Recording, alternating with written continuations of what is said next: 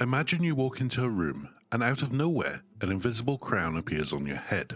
It's shiny, it's yours, and it makes you feel like you could conquer the world without anyone else noticing. Or at least a coffee machine. Now fast forward 5 minutes, and you catch yourself thinking, did I really just say that? I'm such a fraud.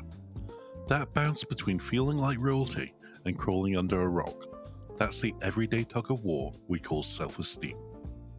Welcome to What Is, and today we're tackling one of the most popular psychological concepts, the one that fuels motivation, ruins nightmares, and occasionally leads us to post overdramatic Instagram captions at 2 a.m. It's self-esteem, the mysterious internal scoreboard that tells us how much we like ourselves.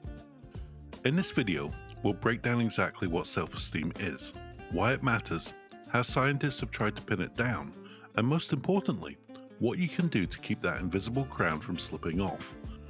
We'll sprinkle in a few relatable, sometimes comedic stories, because let's be honest, nobody wants a lecture that feels like a tax form. Now let's get into it. Definition. First things first, what is self-esteem? In the simplest terms, self-esteem is the overall emotional evaluation of your own worth. It's the sum total of beliefs that you hold about yourself. I'm capable, I deserve respect, I'm good enough, versus the negative whispers that often pipe up when you're not looking. Psychologists often split self-esteem into two flavors. There's the trait self-esteem, which is relatively stable, the long-term baseline that you carry throughout your life. And then there's state self-esteem, the moment-to-moment fluctuations that reacts to successes, rejections, or even that awkward email you accidentally hit reply all on that went to the whole company. Think of trait self-esteem as the thermostat setting in your house. It stays fairly constant, though you can adjust it with effort. State self-esteem is the temperature in each room, an air conditioner blast after a compliment, a cold draft after a critique. One classic definition comes from the psychologist Nathan Ackerman. Self-esteem is the feeling of personal adequacy or personal worth, but many researchers add that it's more than just feeling good. It's about believing you can handle life's challenges. So in practice, self-esteem has both affective, I feel good about me, and cognitive, I believe I can do X, components. Historical perspective. The notion of self-esteem has been kicking around for centuries, but it entered the modern psych jargon around the mid-20th century. In 1965, sociologist Morris Rosenberg introduced a simple scale, now famously known as the Rosenberg Self-Esteem Scale, that asks people to agree or disagree with statements like, I feel like I'm a person of worth, or at least on an equal plane with others. That scale quickly became the gold standard for measuring what we now simply call self-esteem. A decade later, the self-esteem movement exploded in the United States, especially in education. Teachers were told that boosting kids' self-esteem would improve academic performance. Some schools even started handing out participation trophies that made every kid feel like a champion, sometimes with hilarious results. We'll revisit the fallout of that cultural twist later, because the relationship between self-esteem and actual achievement turned out to be more nuanced than a simple cheerleading squad. Around the same time, psychologists like Carl Rogers emphasized unconditional positive regard as a core therapeutic condition. Put plainly, Rogers argued that if we receive love and acceptance without strings attached, our sense of self-worth naturally flourishes. Today's self-esteem sits at the crossroads of personal psychology, clinical therapy, social research, and even pop culture memes. Understanding its roots helps us see why it's both revered and criticized, a perfect setup for the punchlines we'll uncover in a moment. Scientific view. Let's dive into the lab coats now. Over the past 3 decades, neuroscience has begun to map the brain regions that light up when we evaluate ourselves. A 2012 fMRI study by S.R. Jaffe at Stanford showed that the medial prefrontal cortex, an area behind your forehead, activates when you think about personal traits, achievements, or even mistakes.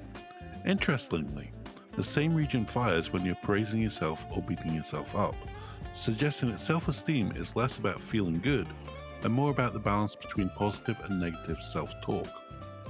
Cognitive psychologists have also identified two distinct systems shaping self-esteem. The self-enhancement system, which searches for evidence that you're awesome, and the self-verification system, which looks for information that matches your current self-view. When these two systems clash, you think you're brilliant, but your boss says you missed a deadline. You get what we call cognitive dissonance, and that tension can either boost or tank your self-esteem, depending on how you interpret the feedback. Here's a quick experiment you can try at home while we talk. Think of a recent win. Maybe you finally finished that Netflix series that everyone warned you about. Now rate how much that success improved your sense of worth on a scale of 1 to 10. Then recall a recent mistake.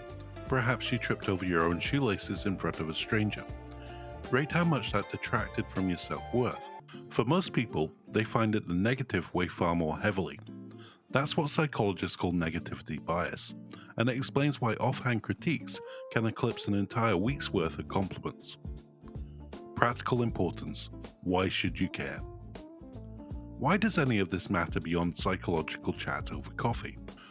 Because self-esteem influences a slew of everyday outcomes. High self-esteem correlates with resilience. You bounce back faster after setbacks. It predicts career success. People who believe in their capabilities are more likely to negotiate raises, pursue promotions, and stick with challenging projects. On the flip side, chronically low self-esteem is linked with anxiety, depression, and even substance abuse.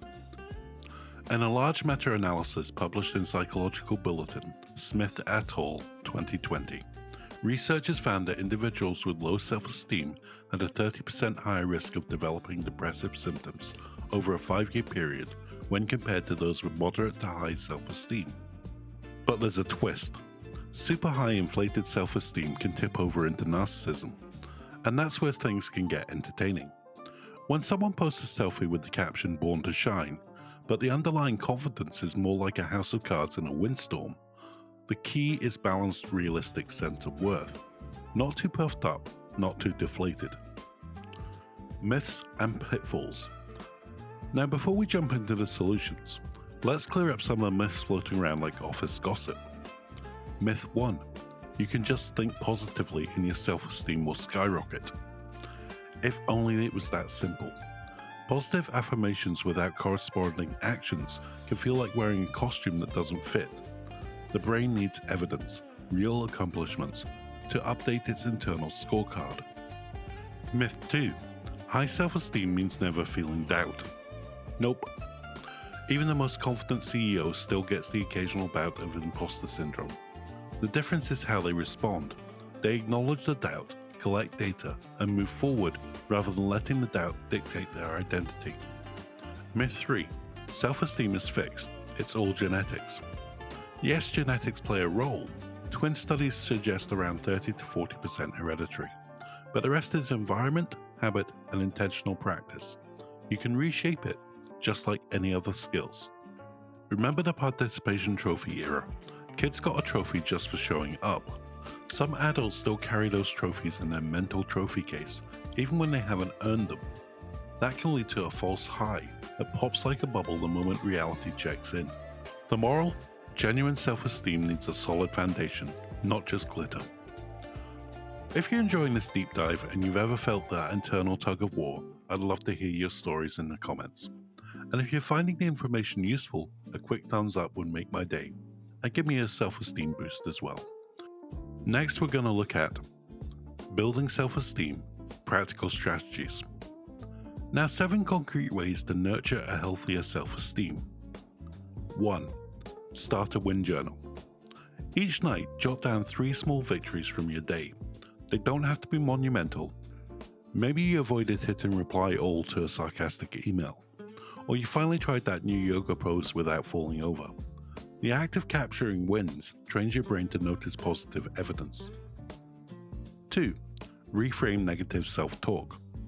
When you hear the inner critic say, "I always mess up," hit pause and ask, is that true 100% of the time? Replace the blanket statement with a more specific, balanced version. I made a mistake this time, but I've succeeded in similar tasks before. This is a core technique of cognitive behavioral therapy, CBT. 3. Set micro goals. Large, lofty goals can often feel overwhelming. Break them into bite-sized steps. Completing a micro goal releases dopamine, a neurotransmitter associated with reward, reinforcing your sense of competence. 4. Practice unconditional self-acceptance. Borrow a leaf from Carl Rogers. Treat yourself with the same empathy that you would give a good friend. If a friend flubbed the presentation, you wouldn't call them useless. Offer yourself the same grace. 5. Engage in value-based activities. Identify activities that align with your core values, perhaps volunteering, painting, or coding. When your actions match your values, you feel authentic, which boosts your self-esteem more effectively than external accolades. 6. Build a support network. Surround yourself with people who provide constructive feedback and genuine encouragement. Social validation, when healthy, is a powerful booster. Conversely, surround yourself with chronic naysayers and you might start questioning everything you're worth. 7. Physical health matter. Exercise, sleep, and nutrition directly impact mood and cognition. A 2018 study in JAMA Psychiatry found that regular aerobic exercise increased self-esteem by an average of 10% in participants across the 12-week program. Even a brisk walk can shift your mental narrative. Let's pause and imagine the self-esteem gym. You walk in, and instead of treadmills, there's a treadmill for compliments. Run 5 laps of genuine praise. Next to it, the negative thought weight set. You start with 5 pounds and you add tiny increment to increase the time you replace a harmful thought with a realistic one. The trainer is a quirky motivational guy who shouts, "Feel the burn of self-respect." Probably wears a cape, because even in a comedy sketch, everyone loves capes. Hard-won lessons, real-life stories. I want to share 2 short anecdotes that illustrate these principles in action. Meet Maya, a 27-year-old barista who constantly felt invisible. Every shift she'd think, "I'm just a coffee girl, nobody notices me." After following the steps we have outlined, she started a win journal, noting things like, "Made a regular's favorite latte just the way they like it," or "Fixed the espresso machine without calling the tech."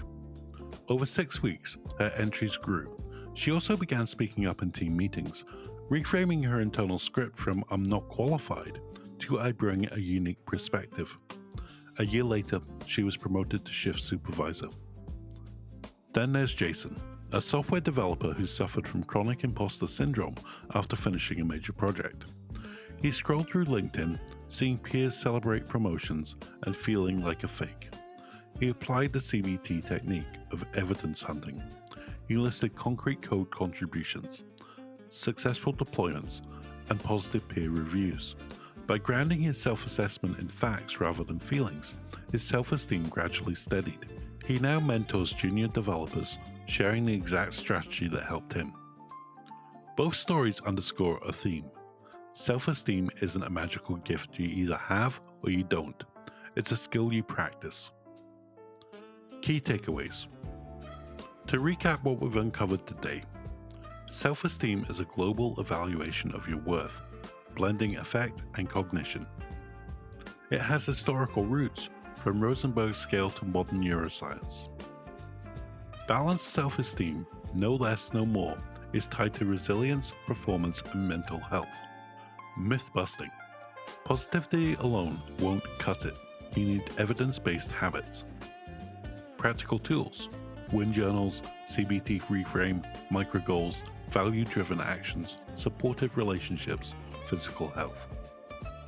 Real-life transformation is possible, as Maya and Jason demonstrated. And remember, cultivating self-esteem is a journey, not a sprint. Treat yourself with the kindness you would give a friend. Keep collecting wins, and let that crown sit comfortably on your head, no wobbling.